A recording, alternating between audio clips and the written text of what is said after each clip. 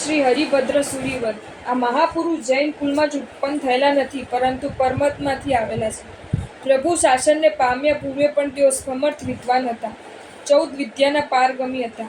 સમર્થ વેદાંતી હતા. અહીં આવ્યા પહેલા મિથ્યાભાવ સાથે હરિભદ્ર પુરોહિતમાં પ્રામાણિક અભિમાન હતું. જ્યાં વિદ્વતા બનાવટી ન હોય ત્યાં પ્રાય અભિમાન અપ્રામાણિક ન હોય. વિદ્વતા કૃત્રિમ હોય તો અભિમાન પણ એવા આત્માઓને માટે હિત કરનારું નીવડે એમ પણ બન્યું. એ અભિમાનનો યોગે હરિભદ્ર પુરોહિતે પ્રતિજ્ઞા કરી કે જે કોઈના પણ વચનને હું સમજી શકું નહીં તેનો હું શિષ્ય બની જાઉં. આ પ્રતિજ્ઞા તેમણે જાહેરમાં લીધી નથી. કોઈએ પ્રતિજ્ઞાને જાણતું પણ નથી. એ પ્રતિજ્ઞા આ શાસનમાં ઘસડી લાવી છે. આવી પ્રતિજ્ઞા ક્યારે લેવાય? વિદ્વતા ઉપર કેટલો વિશ્વાસ હોય ત્યારે આવી પ્રતિજ્ઞા કરાય. આજે તો એવાય પાક્યા છે કે જાણ્યા કે સમજ્યા વિના સાચી વાતને પણ ખોટી લખી નાખે અને એને પૂછીએ કે ભાઈ એ તો કે એ ખોટી કેમ, તો એ કહે છે કે અમે તો ખોટી કહી દીધી. હવે જો તમારે સાચી ઠરવવી હોય તો સાચી તમે સિદ્ધ કરો. વાતને ખોટી કહે પણ તે ખોટી કેમ તેનું પ્રમાણ આપવાની વાત આવી એટલે લોચા જ વળે. એનું નામ વિદ્વતા નથી. જ્યારે આમને તો પ્રતિજ્ઞા કે જે કોઈના પણ વચનને મારાથી સમજી શકાય નહીં તેના મારે શિષ્ય બની જવું. અસામાન્ય વિદ્વતા સિવાય આવી પ્રતિજ્ઞા વાસ્તવિક રીતે થઈ એ શક્ય નથી. આ પ્રતિજ્ઞાને તેઓ એકલા જ જાણતા હતા. તે છતાં પણ એનું પાલન તેમણે કઈ રીતે કર્યું છે એ પણ ખાસ જાણવા જેવું છે. એકવાર હરિભદ્ર પુરોહિત રાત્રિના સમયે સાધ્વીના ઉપાશ્રય પાસેથી પસાર થઈ રહ્યા છે.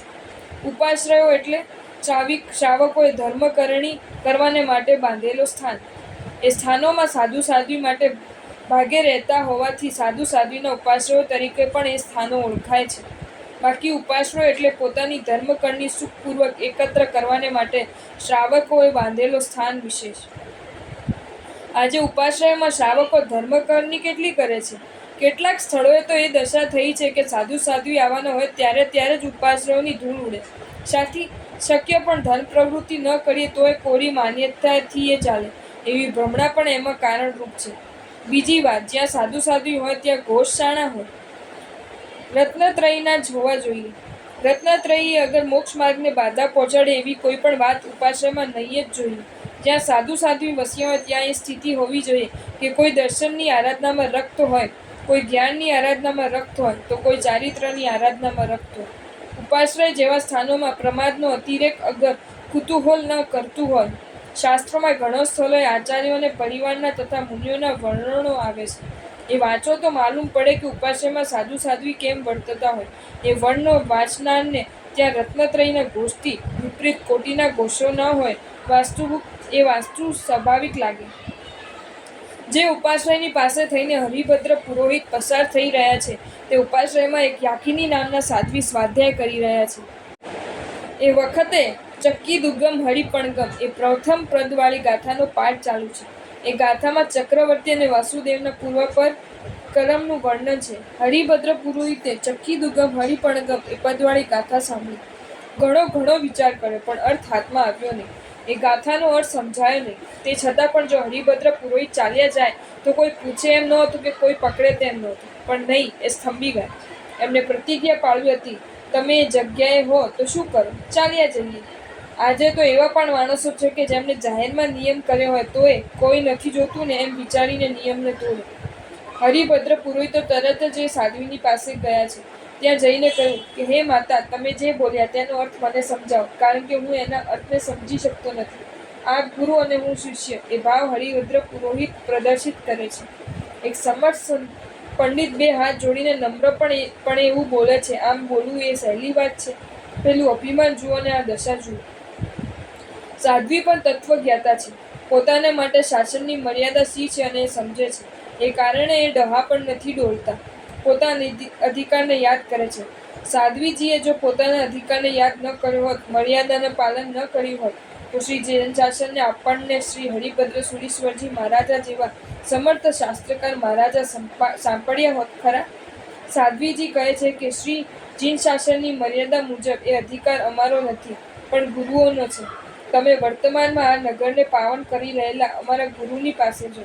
હરિભદ્ર પુરોહિત પણ સમજે છે કે એમના ગુરુ એ તો મારા ગુરુ ગણાય છે. ગુરુ પાસે જવાને એ તૈયાર થાય છે. સાધ્વીજીએ હરિભદ્ર પુરોહિતને ગુરુની પાસે ન મોકલ્યા હોત અને પોતે જ જો એ ગાથાનો અર્થ કહી દીધો હોત તો શું પરિણામ આવત એ ન કહેવાય.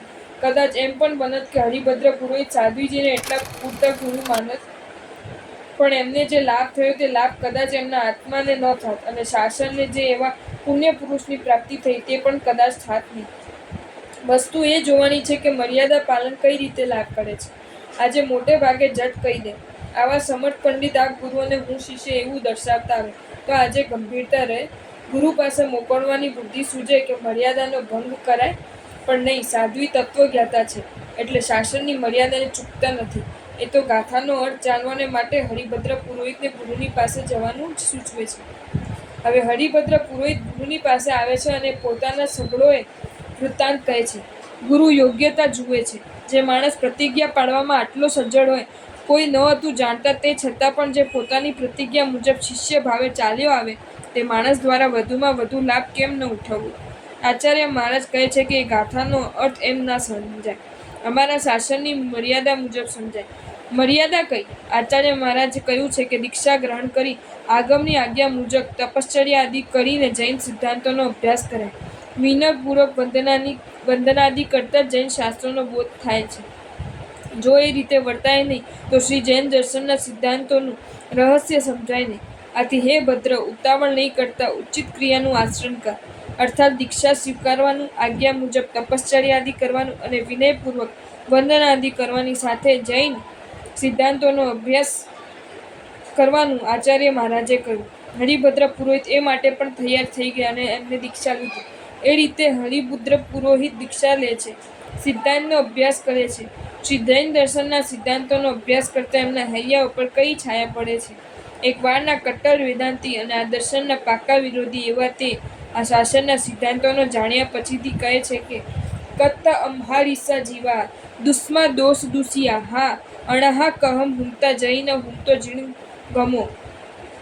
દુષ્મકાલના દોષથી દૂષિત અને અનાથ એવા અમારા જેવા જીવો જો શ્રી જીન આગમ ન હોત તો કેવા હોત? અર્થાત અમારું થાત શું? એવો ભાવ એ મહાપુરુષે સ્પષ્ટપણે વ્યક્ત કર્યો છે. જો આ શ્રી જીન આગમ ન હોત તો અમારા જેવા જીવો ક્યાં હોત અને અમારા જેવાનું થાત શું? આવું ક્યારે કહેવાય? એમને વધુ આગમો મળ્યા હતા એમ નહીં માનતા. જે આગમો તેમને મળ્યા હતા તે જ આપણને મળ્યા છે. જે આગમોની જાણીને એ મહાપુરુષે એમ કહ્યું કે શ્રી જીન આગમ ન થાત તો અમારું શું થાત, એ જ આગમો આજે પણ મોજૂદ છે. તેમ છતાં પણ અયોગ્ય દ્રષ્ટિથી અને અવિધિથી વાંચવામાં આવે તો એ આગમો ઊંધી અસર પણ કરે છે એમ પણ વર્તમાનમાં જોઈ શકાય છે. અને યોગ્ય ગુરુની નિશ્રામાં યોગ્ય રીતે અભ્યાસ કરાય તો અનુપમ લાભદાયક મળે છે એમ પણ વર્તમાનમાં જોઈએ છીએ. શ્રી જીનાગમ એ તો અનુપમનો વસ્તુ છે.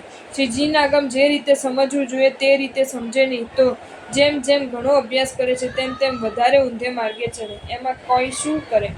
ભાન ન રાખે તો માર્ગને ચૂકતા વાર લાગે નહીં. બાકી આ કાળમાં શ્રી જીનાગમ એ તો સંસારથી તરવાને માટે પરમ આલંબનભૂત છે. શ્રી હરિભદ્ર સુરીશ્વરજી મહારાજા આ રીતે શાસનને પામ્યા, સિદ્ધાંતના રહસ્યોને સમજ્યા અને પછી સમર્થ શાસ્ત્રકાર બન્યા. એવા મહાપુરુષનું નામ લેવું એ પણ પરમ મંગલરૂપ છે. આમ છતાં પણ એ મહાપુરુષ કહે છે કે મારે માથે પણ મંગલરૂપ ઘણા છે. આથી એ પણ સિદ્ધ થાય છે કે જેણે મંગલરૂપ બનવું હોય તેને મંગલરૂપના આધીન બનવું જોઈએ. મંગલરૂપ પુણ્ય પુરુષોને તારકોને આધીન નહીં બનતા જે સ્વચ્છંદી બને તે તો મંગલરૂપ ન બને પણ અમંગલરૂપ જ બને. આ મહાપુરુષમાં આધીનતા કેટલી હતી એ જાણો છો? જ્યાં જુઓ ત્યાં એ મહાપુરુષે પોતાની યાકીની મહત્રાસુનું તરીકે ઓળખાયેલ છે. કેમ? ઉપકાર હતો ને? શો નથી ઉપદેશ આપ્યો, નથી તત્વજ્ઞાન આપ્યું કે નથી વસ્તુ સમજાવીને સંસારથી ખસેડ્યા? સાધ્વી તો માત્ર વચ્ચે નિમિત્ત એટલું જ ને. છતાં એ તો સમજે વિચારે કે છે જો એ ગાથા ન બોલ્યા હોત અને મને ગુરુની પાસે ન મોકલ્યો હોત તો હું આટલી તારક સામગ્રીને પામત શી રીતે? આ ઓછી કૃતજ્ઞતા છે?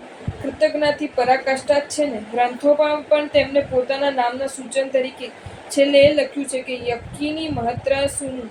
આપણામાં આટલી કૃતજ્ઞતા નથી માટે આપણે સંસારમાં આમ ભટકીએ છીએ. આવા શાસ્ત્રકાર ગણ્યા પછી પોતાને યાકીની મહત્રાસુનું તરીકે ઓળખાવે એ ઓછી લઘુતા નથી. લઘુતામાં પ્રભુતા વસે એ એનું નામ.